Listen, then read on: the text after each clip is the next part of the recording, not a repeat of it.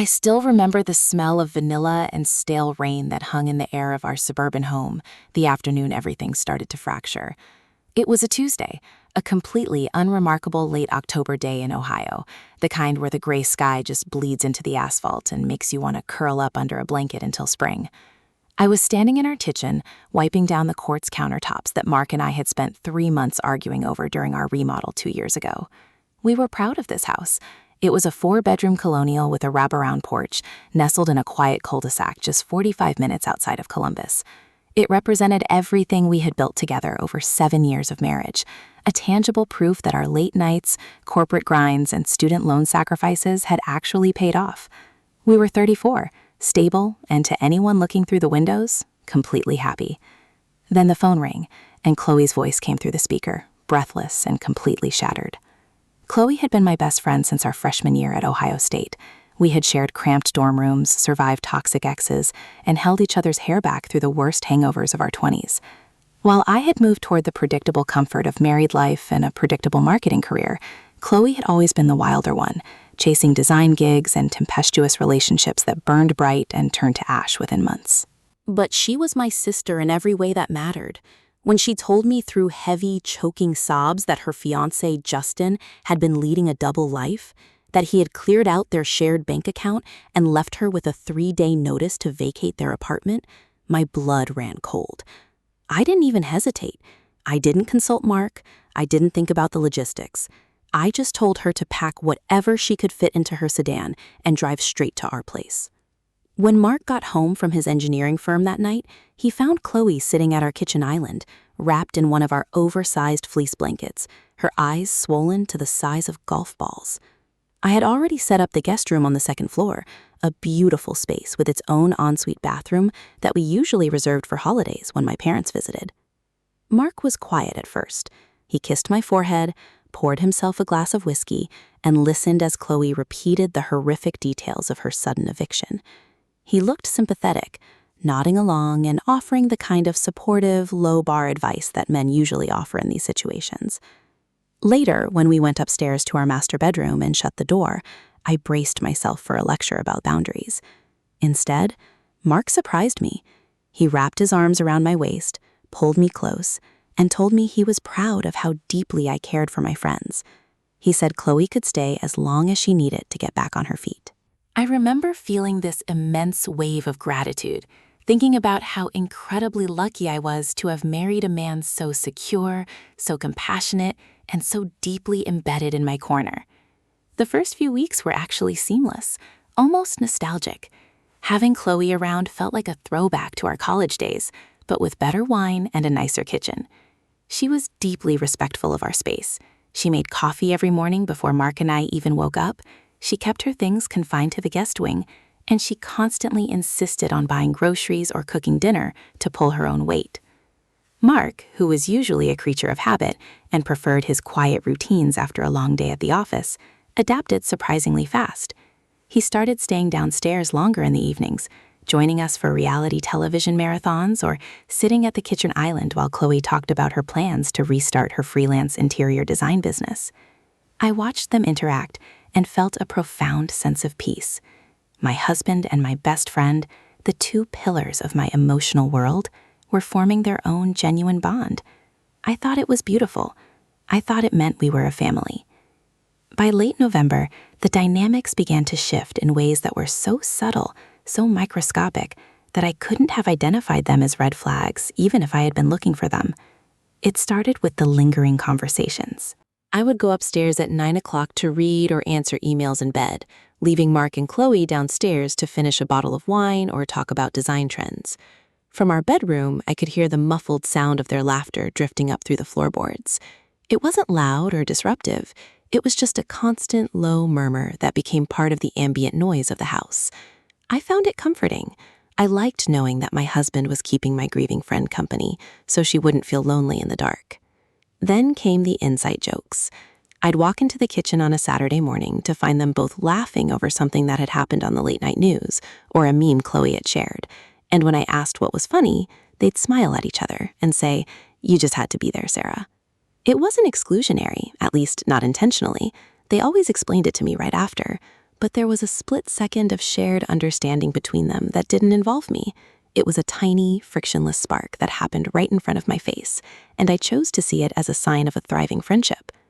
I notice now, looking back with the brutal clarity of hindsight, how Mark's behavior toward me began to cool as his behavior toward the household warmed.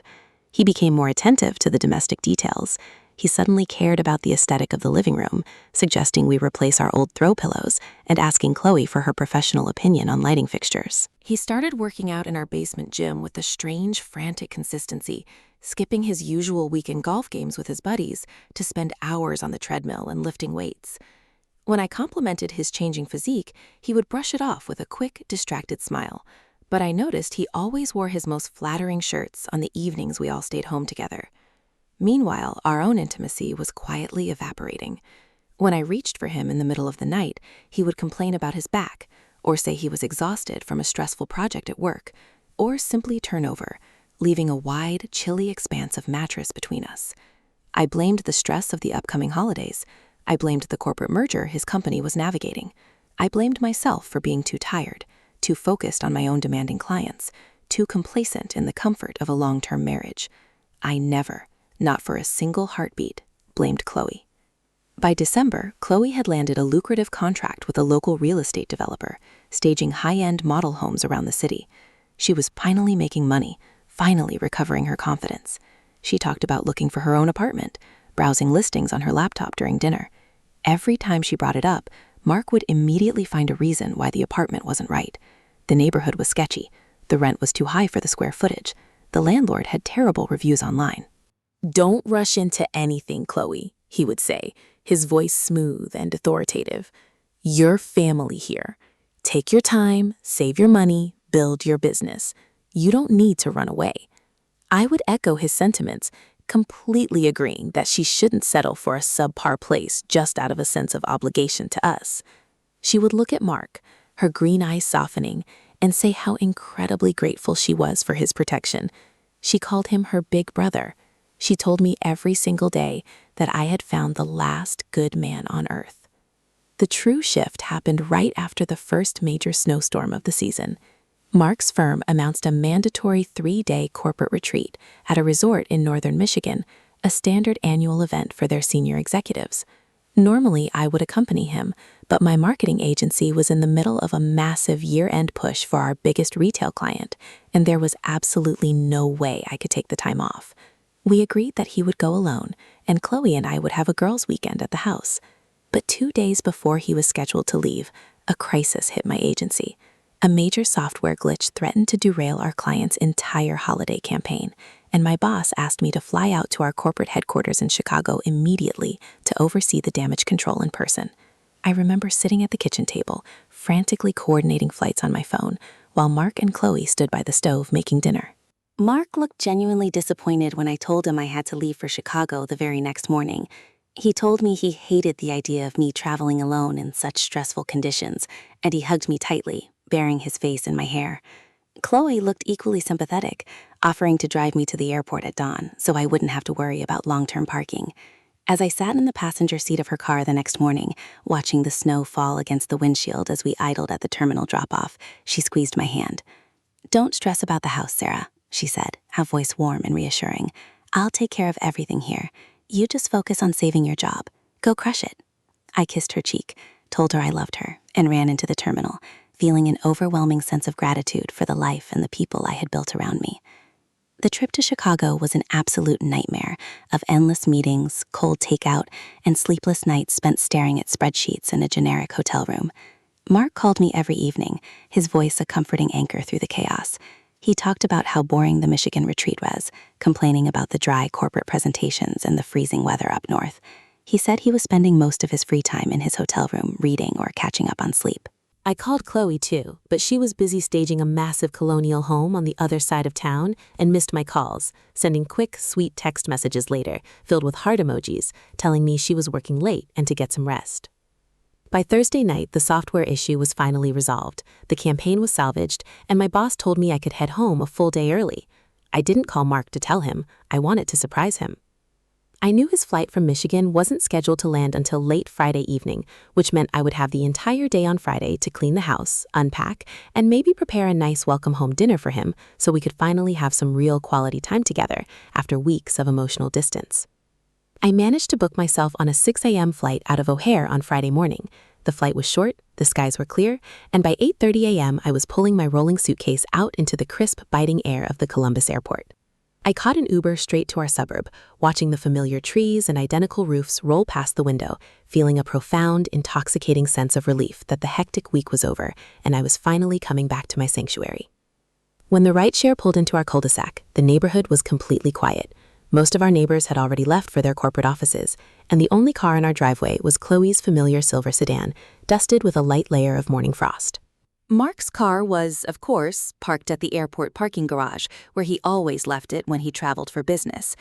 I walked up the driveway, the snow crunching under my boots, and used my key to unlock the heavy wooden front door. The house was dead silent, warm and smelling faintly of cinnamon and freshly brewed coffee. I assumed Chloe was still asleep upstairs, given that she had been working late nights all week, so I kept my movements quiet, gently rolling my suitcase across the hardwood foyer and setting it down by the stairs. I took off my heavy winter coat, hung it in the closet, and walked into the kitchen to pour myself a glass of water. That was when I noticed the kitchen counter. There were 2 empty coffee mugs sitting next to the sink, both stained with fresh rings of dark liquid, and a half-eaten plate of pastries from the local bakery downtown. I frowned slightly, a tiny subconscious knot forming in my stomach. Chloe was only one person. Why were there 2 mugs? My mind instantly supplied a logical explanation. She probably used one for water and one for coffee, or maybe she had a client stop by early. I shook off the fleeting thought and walked toward the stairs, intending to head up to our master bedroom to take a quick shower and change out of my travel clothes before Chloe woke up. As I reached the second-floor landing, the silence of the house felt heavier, almost suffocating. The door to Chloe's guest room was completely open, the bed neatly made, the room empty. I assumed she had already left for her staging site, which would explain the coffee, but it didn't explain the second mug or the strange electric tension that seemed to vibrate through the hallway. I turned toward the master bedroom at the end of the hall, my steps slowing down instinctively. The door was cracked open about 3 inches, a thin sliver of golden morning light spilling out onto the carpet. As I drew closer, I heard a sound that made my chest tighten so violently I could barely breathe. It was a laugh, a low, intimate, instantly recognizable rumble of a man's voice, followed by the soft, familiar giggle of a woman. I stood paralyzed outside our bedroom door, my hand hovering inches from the brass handle, my heart hammering against my ribs like a trapped bird. My brain, desperately trying to protect me from the catastrophic reality unfolding before me, tried to rationalize it. Maybe the television was on. Maybe Mark had come home early too and they were just downstairs talking. But no, the sound was coming from inside our bedroom, from the bed we had bought together, in the room where we were supposed to build our future. Through the 3-inch crack in the door, I saw a discarded gray cashmere sweater on the floor. It was Mark's favorite sweater, the one I had given him for his last birthday. Next to it lay a pair of black lace underwear that didn't belong to me. I pushed the door open. The movement was completely silent, as if the universe had stripped away all sound to maximize the impact of the blow. The morning sun was streaming through our massive bay windows, illuminating the room in a bright cinematic glare. Mark was sitting up against the headboard, his bare chest exposed, his arm wrapped tightly around Chloe, who was curled against his side, her blonde hair tangled around his shoulder. They were looking at a laptop screen together, smiling, their faces inches apart, exuding an easy domestic intimacy that looked so practiced, so deeply ingrained, that it was obvious this wasn't the first time. It wasn't a drunken mistake. It wasn't a sudden lapse in judgment. It was a completely established reality that had been living inside my home, consuming my marriage from the inside out, while I was away saving a career to pay for the roof over their heads. For a long, agonizing second, neither of them noticed me. I just stood there, the air completely leaving my lungs, watching my husband stroke my best friend's bare shoulder with the exact same slow, rhythmic motion he used to use on me when we were younger. Then Mark shifted his gaze toward the doorway. The smile on his face didn't just vanish, it curdled. His entire body locked up, his eyes widening into pools of absolute terror as he stared directly at me. Chloe, sensing his sudden rigidity, turned her head toward the door, her face draining of color instantly. She scrambled backward, pulling the white duvet up to her chin, her mouth dropping open in a silent gasp. No one spoke. The silence in the room was deafening, a thick, toxic fog that choked the life out of everything we had ever been to each other. I looked at Mark, then at Chloe, then down at the wedding band gleaming on my left hand. In that single frozen moment, the girl who trusted blindly, the woman who loved unconditionally, died right there on the threshold of her own bedroom. The next 10 seconds felt like an eternity stretched out over a razor blade. Mark scrambled out of the bed, his face a pale, sweating mask of panic as he desperately fumbled on the floor for his discarded sweatpants. Chloe stayed frozen beneath our duvet, her hands clutching the fabric tightly against her throat, her green eyes darting wildly around the room as if looking for an escape hatch that didn't exist. She looked small, terrified, and utterly guilty. The easy, comfortable warmth that had filled the room just moments before had evaporated, replaced by a toxic, suffocating coldness that made it hard to draw a complete breath. "Sarah? Oh my God, Sarah, listen to me," Mark stuttered, his voice cracking as he stepped into his pants, nearly tripping over himself in the process. His hands were shaking violently, a stark contrast to the calm, controlled corporate executive he usually was. "It's not what it looks like. I swear to you, it's not what it looks like. Just let me explain." I didn't say a word. I couldn't. My jaw felt locked, my tongue heavy and useless in my mouth. I just stared at him, watching the frantic movements of a man caught in a trap of his own making. The lie was so pathetic, so insultingly transparent, that it felt like a physical slap. It's not what it looks like. He was standing bare-chested in our bedroom, his best friend's lover tangled in our sheets, with her underwear thrown carelessly across our rug, and that was the best line his highly educated, analytical brain could produce? Chloe finally found her voice, though it was barely a whisper. "Sarah, please, I'm so sorry. We didn't mean for it. It just happened. Please talk to us."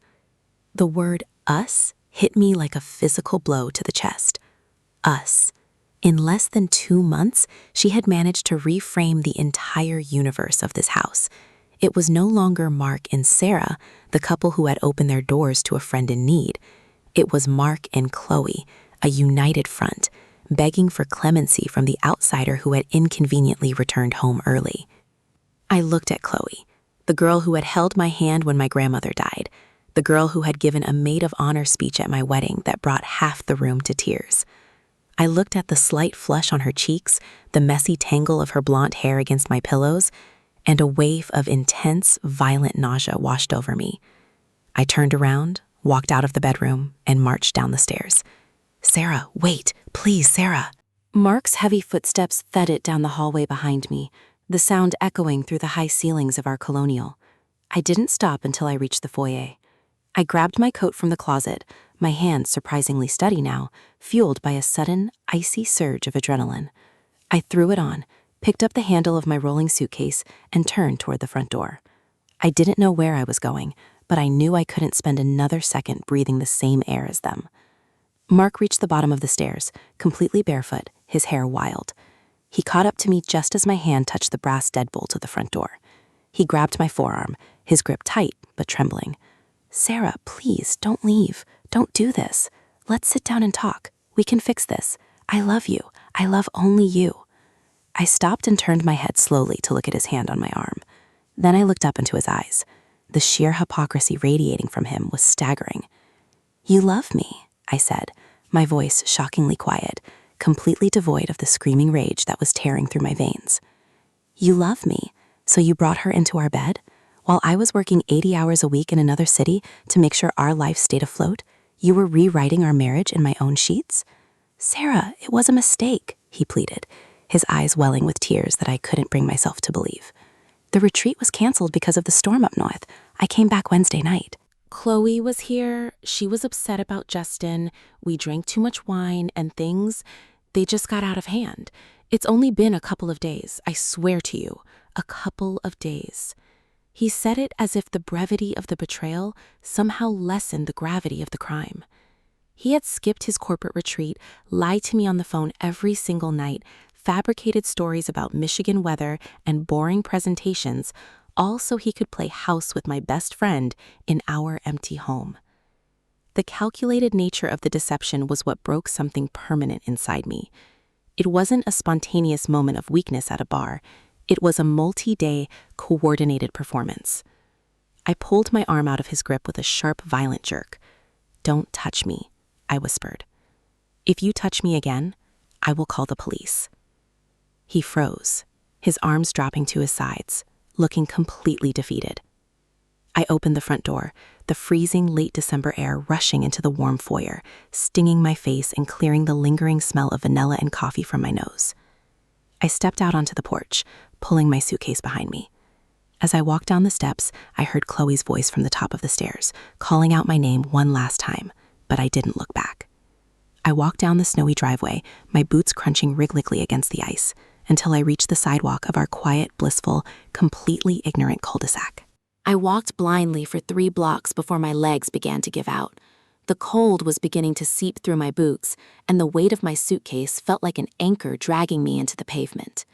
I pulled out my phone with frozen fingers and opened my rideshare app, ordering a car to take me to the only place I could think of, a boutique hotel downtown near my agency's Columbus office, where we frequently booked rooms for visiting executives. It was expensive, but right now, money didn't exist. Nothing existed except the numb, hollow void in the center of my chest. During the 20-minute ride downtown, my phone started exploding. Text messages, missed calls, FaceTime requests, all from Mark and Chloe. Mark sent long, frantic paragraphs begging for forgiveness, detailing his immense regret, promising to do whatever it took, including therapy, to save us. Chloe sent desperate apologies, typing out how much she hated herself, how she would leave the house immediately, how she didn't want to lose her sister. I didn't read them completely. I just watched the notifications flash across the screen, feeling like I was watching a news report about a disaster happening to someone else. I blocked both of their numbers before the Uber pulled up to the glittering glass entrance of the hotel. I checked into a room on the 14th floor, closed the heavy blackout curtains, and sat down on the edge of the king-size bed. The silence of the hotel room was profound, a clinical, sterile quiet that allowed the full weight of the morning to finally settle onto my shoulders. I didn't cry. I wanted to, but the tears felt stuck somewhere behind my ribs, blocked by a massive, jagged block of absolute fury. Instead of crying, I opened my laptop. I am a data analyst and marketing strategist by trade. My brain is wired to look at chaotic situations, strip away the emotion, and find the most efficient path forward. If Mark wanted to destroy our marriage, fine. But he had forgotten one very crucial detail about our life. I managed the finances. I had always been the one who handled the bills, the investments, the taxes, and the structural assets of our joint existence. Mark was an engineer who brought home a great salary, but he hated logistics. He signed whatever papers I put in front of him, trusted my judgment implicitly, and rarely checked our shared accounts because he knew I had everything under absolute control. I logged into our primary mortgage portal. The Colonial in the suburbs was currently valued at roughly $650,000 in a red-hot Ohio real estate market, and because we had put down a massive inheritance from my grandfather as a down payment, we held over $400,000 in pure equity. I sat there in the dim light of the hotel room, staring at the digital breakdown of our home, and a dark, cold realization washed over me. I couldn't save my marriage, and I couldn't salvage my friendship. But I could ensure that they didn't get to keep the sanctuary they had defiled. I was not going to play the role of the weeping, heartbroken wife who leaves the house and waits months for a messy, dragged-out divorce while they lived comfortably under my roof. I was going to dismantle the foundation of his life before he even realized the storm had arrived. I picked up the hotel room phone and dialed a number I had saved in my contacts for 3 years, Michael Vance, a high-end real estate broker who specialized in aggressive, off-market luxury sales in our specific suburb, and a close personal friend of my father. "Michael, it's Sarah," I said when he picked up on the 3rd ring. "I need a massive favor, and I need it handled with absolute discretion. I want to sell the house. Right now. Today." Michael was quiet for a second, the heavy silence traveling over the line from his office downtown. He knew Mark, he knew me, and he knew how much blood, sweat, and tears we had poured into transforming that Colonial into our dream home. He didn't ask the messy, prying questions a stranger would have asked, but the gravity in his voice told me he understood exactly what kind of emergency required a house to be sold on a random Friday morning in December. "Sarah, you know a standard listing takes weeks, and we're heading into the holidays," Michael said, his tone cautious, shifting into his professional broker mindset. But if you're looking for a quick, quiet exit, I actually have an investment group out of Chicago that's been aggressively buying up turnkey properties in your exact cul-de-sac for executive rentals. They pay cash, no showings, no public signs in the yard, no long contingencies. They close in 10 days if the title is clean. 10 days, I repeated, the number echoing in my head like a countdown. That's exactly what I want. Process the paperwork, Michael. Send it to my personal email right now. Because of the way we had structured our finances when we bought the house, my name was listed first on the deed, and I held a fully executed, durable financial power of attorney that Mark had signed 3 years ago when his job required him to travel internationally for weeks at a time. It gave me the legal authority to manage, sell, or transfer our real estate assets without needing his physical signature on every single document. It was a tool designed for marital efficiency, a safety net built on absolute, unshakable trust. Now, it was the weapon that would sever him from the property he had disgraced. I spent the next 4 hours in that hotel room printing, signing, and scanning documents. My fingers were cold, but my mind was operating with a clinical, terrifying precision. By 2 p.m., the off-market cash offer was officially accepted. The Chicago Investment Group agreed to buy the property for $620,000, slightly under market value for a fast closing, with the strict clause that the house must be fully vacated and swept clean by midnight on the 10th day. Once the real estate contract was finalized, I moved to the next phase of the liquidation. I logged into our joint wealth management portal. We had a combined savings and investment portfolio worth roughly $180,000. I didn't touch his personal checking account, where his firm deposited his biweekly salary. I wasn't trying to leave him literally starving on the street. But I completely drained the joint savings, transferring exactly $90,000, my legal half, into a brand new private account at an entirely different bank that I had opened online an hour prior. While the digital transfers were processing, the notifications on my old phone were still stacking up in the background like a mountain of digital debris. I had unblocked Mark's number for a split second just to see if he was still at the house. A text from him sent an hour ago read, "Chloe packed her bags and left. She's staying at a motel by the highway. Sarah, please, the house is empty. I'm sitting in the living room waiting for you. Just come home so I can look you in the eye and apologize." He was sitting in the living room waiting. He thought this was a standard relationship crisis. He thought there would be tears, a screaming match, a period of trial separation, and eventually a slow, painful road to reconciliation, where he would buy me expensive jewelry and promise to never see her again. He had absolutely no idea that the walls around him were already legally dissolving. On Monday morning, I hired a professional, high-end moving and packing crew. I paid them a triple rate to show up at the house on Wednesday morning at exactly 8 a.m., the precise time Mark would be trapped in his mandatory end-of-year corporate board meeting across town, a meeting he couldn't skip or leave without risking his partnership track at the engineering firm. When Wednesday arrived, the sky was a brutal, blinding white. I pulled up to our cul-de-sac in a black SUV, trailing a massive, unmarked moving truck behind me. Walking up the steps of my own home felt like visiting a graveyard. I used my key to open the door, and the familiar scent of the house hit me. A place that had felt like safety just 5 days ago now felt completely alien. Mark had left for work. His coffee mug was sitting in the sink, and his work laptop charger was plugged into the wall near the sofa. He had left his life out in the open, completely confident that it would still be here when he returned. For the next 6 hours, the house was a war zone of packing tape, cardboard boxes, and heavy footsteps. I didn't take a single piece of furniture that we had bought together. I didn't want the dining table where Chloe had smiled across at him. I didn't want the living room rug, and God knows I didn't want the bed. I instructed the movers to pack only my clothes, my personal jewelry, my childhood albums, the artwork my grandmother had painted, and the high-end electronics and kitchen appliances that I had personally paid for with my end-of-year bonuses. But I didn't stop there. I told the movers to take the curtains. I told them to take the custom light fixtures I had designed. I told them to pack every single scrap of food from the pantry, every towel from the linen closet, every roll of toilet paper, and every light bulb from the lamps. If it wasn't physically attached to the drywall, it went into the back of that truck. I wanted to leave him with a hollow, echoing shell of a house, a physical manifestation of what he had done to our life. By 3:30 p.m., the truck was fully loaded, and the movers drove away toward the secure climate-controlled storage facility I had rented on the north side of the city. I stood alone in the center of the empty living room. The afternoon sun cast long, distorted shadows across the bare hardwood floors where our beautiful furniture used to sit. The silence was deafening.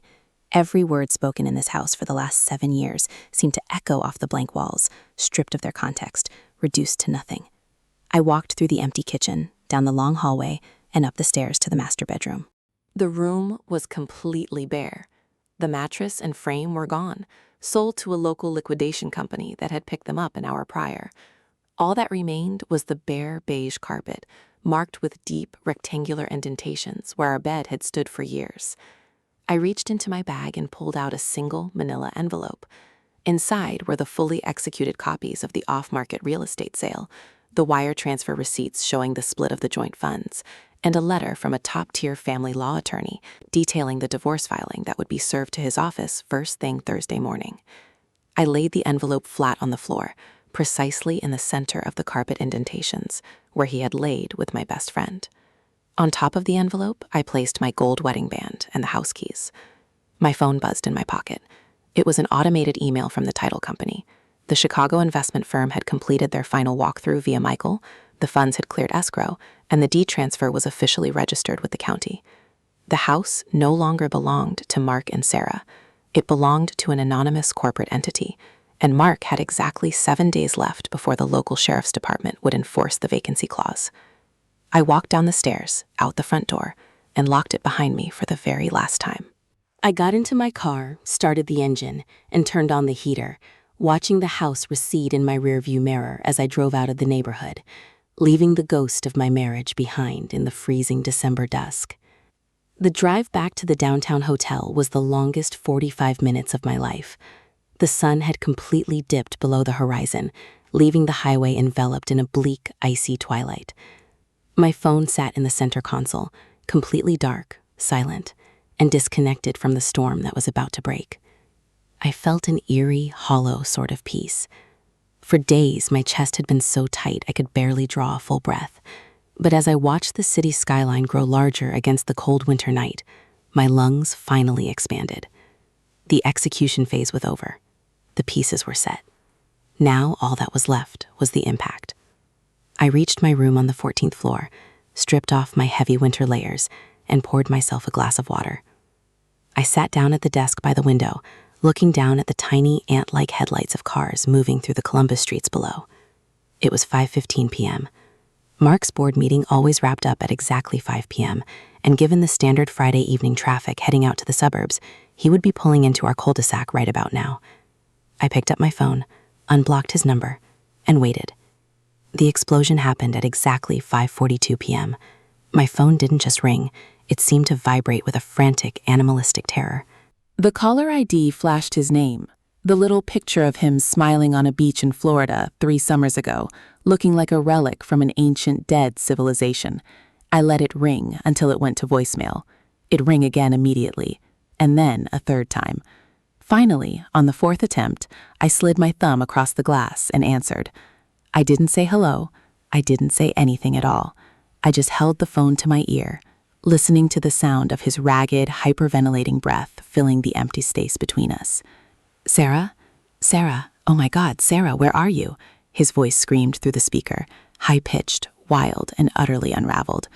There was a frantic, echoing hollow sound behind him, the unmistakable acoustics of a completely empty house.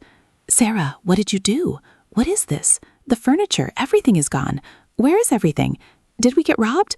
Sarah, please talk to me. I'm losing my mind.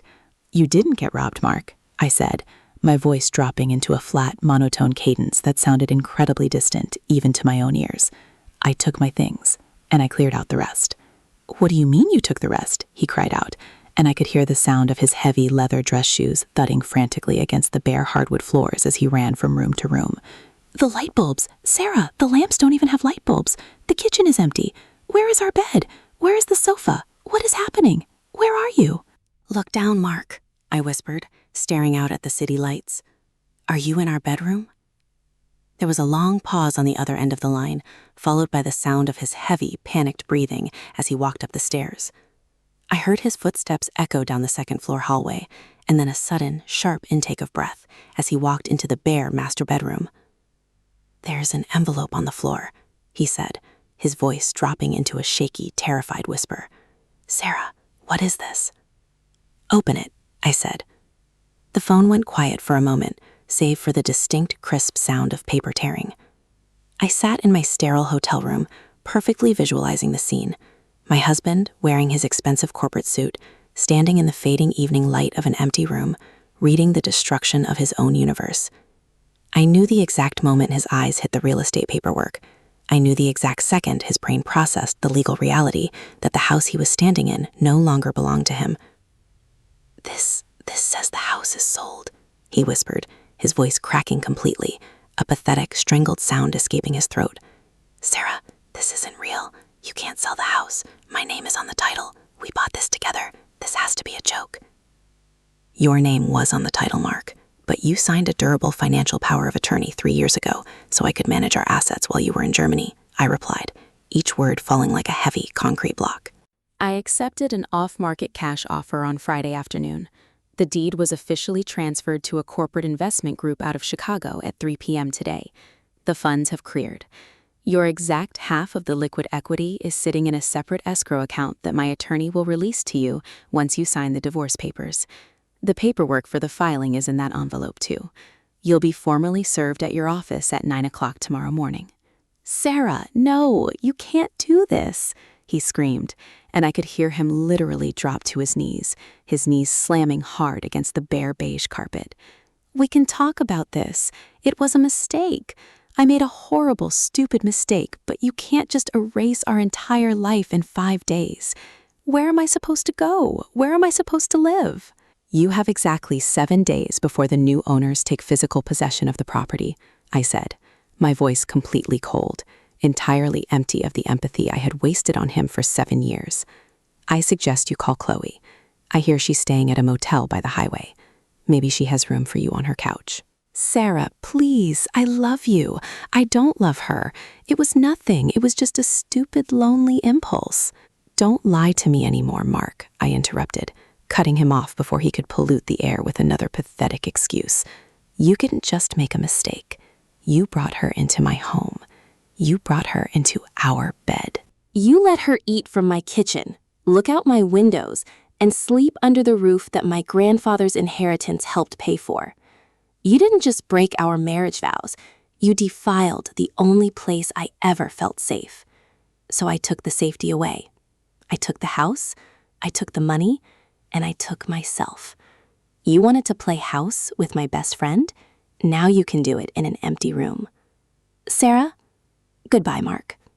I hung up the phone.